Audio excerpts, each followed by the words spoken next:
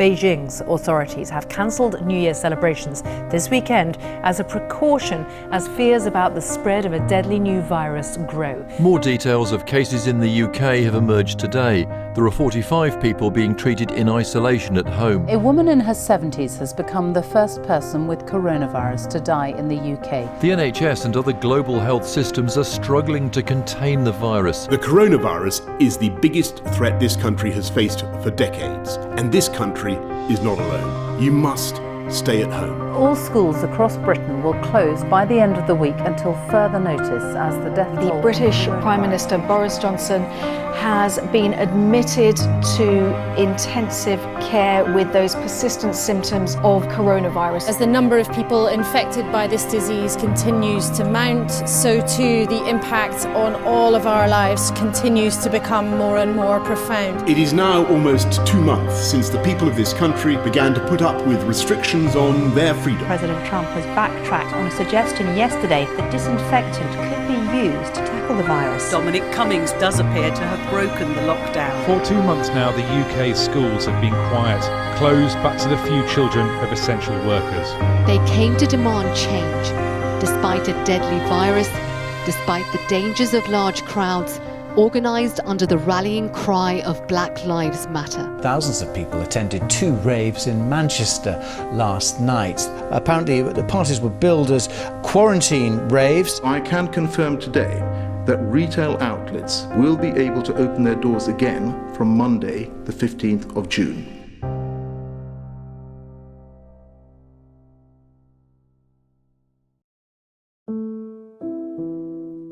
Hey, my name is Olivia Sutherland. I am in year 8 of high school and I'm 13 years old. I live in Salford, Manchester with my 2 siblings and my mum and dad. At first we were given packs with working for home learning because our school thought it was only going to be a couple of weeks long. Hi, my name is Joel. I'm 18 years of age. It kind of came out of nowhere. I got told on like a Wednesday that we were finishing forever on the Friday. So it was, it was kind of surreal. Hello, my name is Amy Clark and I'm 15 years old. I have CP and I am deaf. As my school was closed and my competitions were cancelled, my training sessions 6 times a week were cancelled, it left me in a state of confusion of what to occupy myself and motivate myself for the upcoming weeks or months and for the future. Hi, I'm Reese. I'm part of the Trafford Film project where I'm going to be showing you what my life is like while in lockdown. My name's Felicity Allen, I'm 15 years old and I'm currently in year 10. First day back at school today, everyone was very subdued. It was peculiar to see the sports hall set out with all the chairs 2 metres apart. Hi, my name's Jasmine, I'm in year 9 and I go to Flixton Girls' School. I'm pretty sure these videos are like to show the future generation what lockdown was like and stuff like that. I'm Alikia and I'm 11 and I have to go to school even during lockdown because my parents are key workers. Some days I just can't be bothered to get up and I just want to lie down in bed and not do anything. But other days I just want to get out of the house and just interact with other people.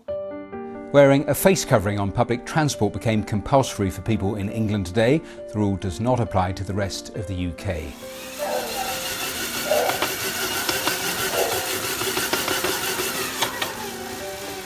So today me and my mum are shopping for my nana's groceries as she's been shielding and we do this every week. We have to socially distance when we see her.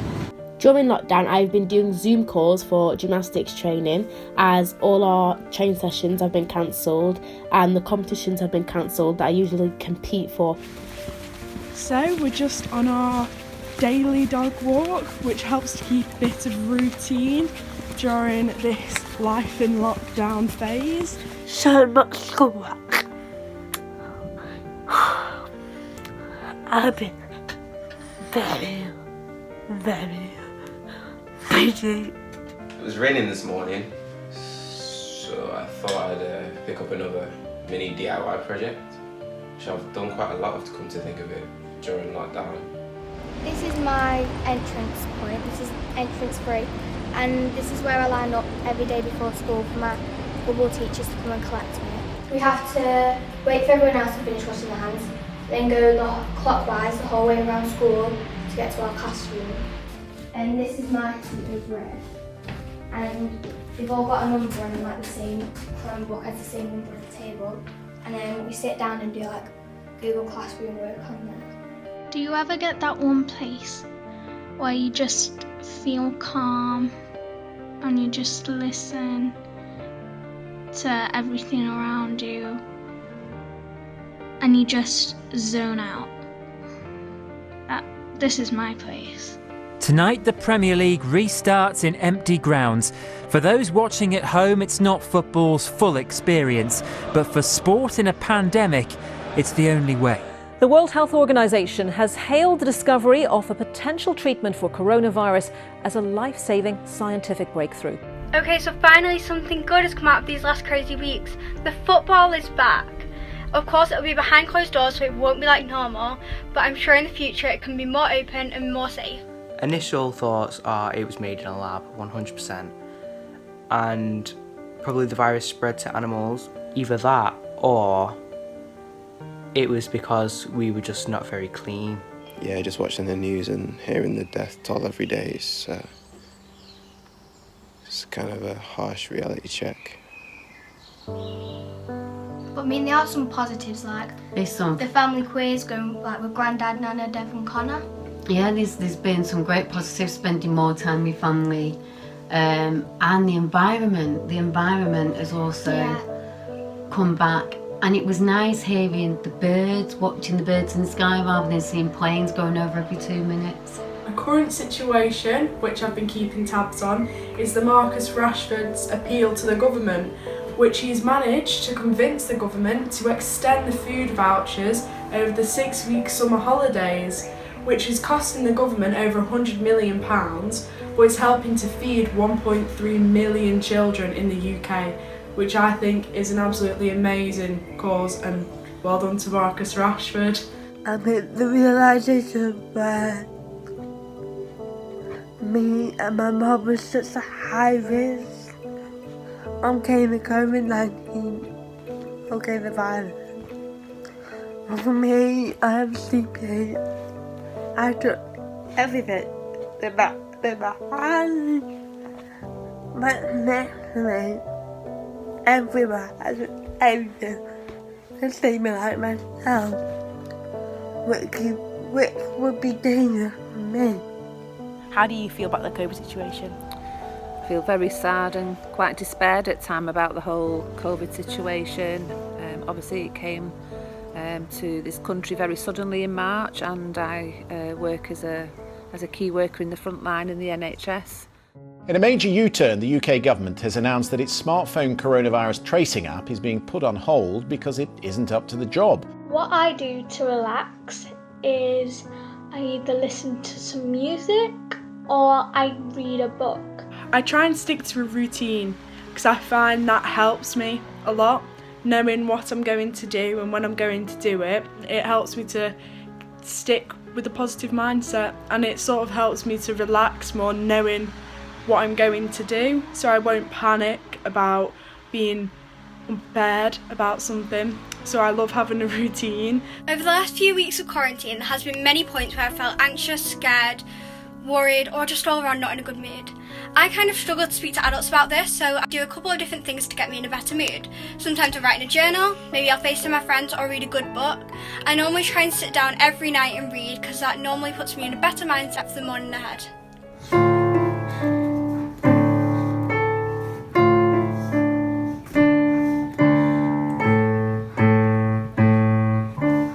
As I won't be returning back to high school, I will go to the extreme in saying it feels like I'm mourning the loss of something, as having the last few months of iconic school experiences taken away from me is something that I wasn't mentally prepared for or equipped to overcome at the start of lockdown. I'm in the kitchen because it is my day to do dinner. And what we were supposed to be having is steamed salmon and rice and veg. But Mum tells me that steamed salmon had to be taken out of the freezer yesterday, so it's fish fingers and pasta. The Chief Medical Officers for England, Scotland, Wales and Northern Ireland have announced that the COVID-19 alert level should be cut from 4 to 3. Today, the government has put out a statement saying that we have just dropped from 4 to 3 in the COVID system, which is amazing. But that doesn't mean raves, parties, meetings up should still happen regularly, because it's not gone. It's not gone from this country and it's not gone from the world. Start to his Manchester United career. Yes! With 2 minutes to go. He's having a baby. My goal for the end of quarantine is to improve my cycling skills and speed, and also to gain a good base knowledge of my A-level subjects. So, yeah, I also take for granted them little things where in the classroom you get to talk to your teacher, interact with them, laugh with them and talk with them, and it's just nice to talk to somebody else. I get huge cravings all the time, and right now I'm craving a Nando's so badly. I look forward to going to Nando's. I miss Nando's. I also want to go watch a film in the cinema. I'm sick of watching stuff off my phone. I want a big screen. June the 19th is my younger sister E's birthday, and so my mum is making a cake. Happy birthday to you. Happy birthday to you. Happy birthday, dear Eve.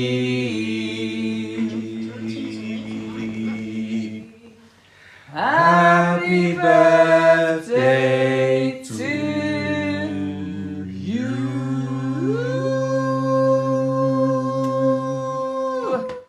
Well, the UK Chancellor Rishi Sunak has said that the outcome of a review into the 2-metre social distancing rule in England will be announced in the coming week.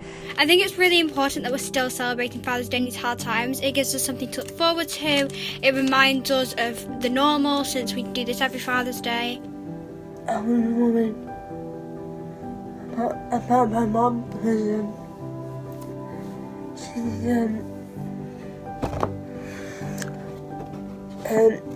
because she went into hospital during the coronavirus, just 2 times, and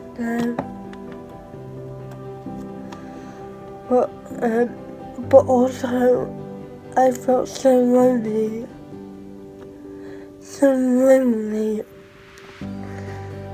that it just didn't feel good.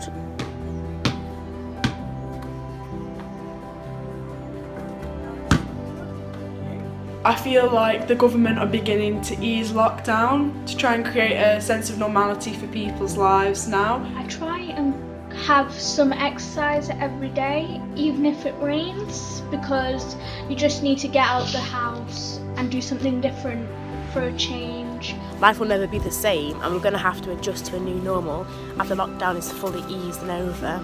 And there is a concern about my exams and education, as I will get in results that I may not even deserve, and that's really frustrating for me. Things definitely won't ever be the same after all this. I'm just worried about how bad it will be trying to adjust to life again and seeing people that I haven't seen in a while. The British government is still advising against all but essential travel abroad, and for the moment, people flying into the UK will have to spend 2 weeks in quarantine. I don't have a motive to do anything. I just feel like a piece of slop. I feel like I'm reliving the same day over and over again. It's so boring. I just want it to end.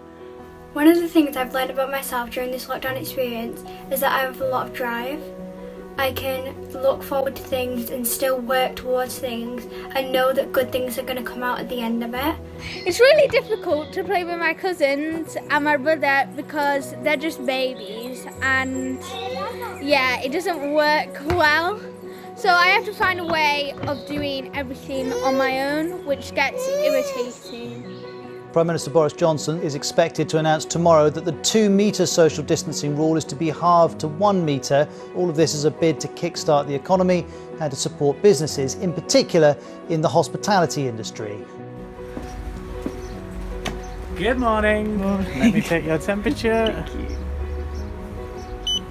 You passed the test and a squirt of hand sanitizer. Thank you. Fabulous. In you go. So if coronavirus was a person, I'd ask questions like, why have you done this? Is it karma for the way we treated or disrespected your world? Started or sped up climate change? And also, why have you killed millions and millions of people around the world? Is it because we've overpopulated? The biggest impact is probably not seeing the rest of my family, like my sister and my nieces and also my nana, as when we see each other we have to socially distance, which is really weird. COVID. What does that even mean? Well, to me it meant having my last day of sixth form way earlier than it should have been. It means missing out on memories I should have made. It means me thinking, man, I wish I'd paid more attention in my lessons while I had the time, cause learning just ain't the same when it's online. And what was that all about with the panic buying? People going crazy before anyone was dying, but now the death toll is high, but we're having raised. Has everybody forgotten we're still in this phase? Cause I haven't, definitely not. This one life, that's all I've got. 3 months after the lockdown was imposed, the Prime Minister has announced a significant relaxation of the rules in England, starting next month. Pubs, restaurants, cinemas and hairdressers in England will be able to reopen from July the 4th. We can go to the pubs and we can get our hair done, but people can't get their nails done. You can go to the cinema and watch a film with a bunch of fabric chairs that are easy to pick up infection with loads of other people. No nails. Doesn't make sense to me. Don't get it. During lockdown, there's been a lot of enlightening headlines on the news, such as the topics about Black Lives Matter. Here's my friend Jasmine to talk about the topic. Have you personally experienced any acts of racism towards you in the past? Most of it's not like direct racism, it's more like insensitive comments towards me and my parents, like asking if I'm adopted or where I come from or if I'm British. Due to this topic being raised during lockdown, do you think it will have a positive effect for the future? Like yesterday was Windrush Day, so that we usually acknowledge the Caribbean people that came to this country to help rebuild this country after the war. So we need to acknowledge how different people from different countries benefit our society now, and we need to, I think it's 2020, we need to learn to accept.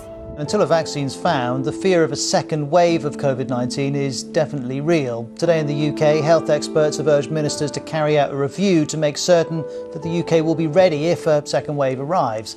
The government made a statement yesterday that things can reopen on the 4th of July, but only certain things.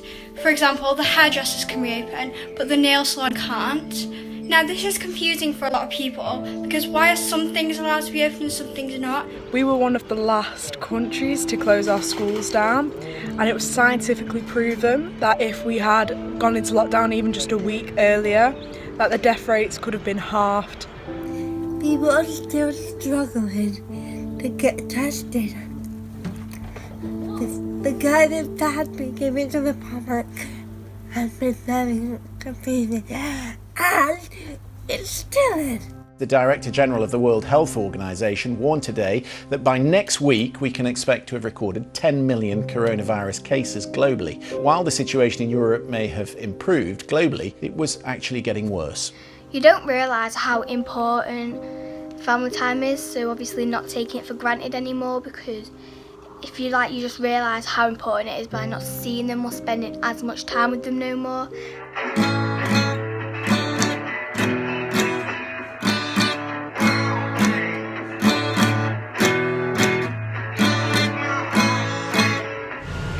Surreal to be back on the bus, especially when you've got stuff like that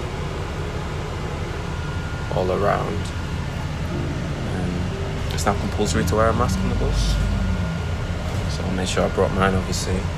I also brought some gloves as well. Matt Hancock has warned that the government does have the power to close beaches in England if there's a spike in coronavirus cases. This follows huge crowds descending on the south coast on the hottest day of the year. When people watch this video, I hope they'll be informed about what young people's lives was like during lockdown and how everyone's life was affected differently, how their mental, physical and emotional well-being was changed. So from me making this video, I hope people will get out of it and what life was like as a teenager in lockdown, and also to help future generations learn about coronavirus. For the past 2 weeks with filming, it's been really fun to do. Yeah, so it's been amazing. I hope that you all take away a little part of our lives, everyone in this documentary's lives. I feel like documenting has made me really respect humans more. It's made me really respect the work that NHS do, teachers do, and how they have coped under all of this. Filming has been good and it's a new experience and I'm grateful for it. It's given me something to do, and yeah, it's been like a nice challenge to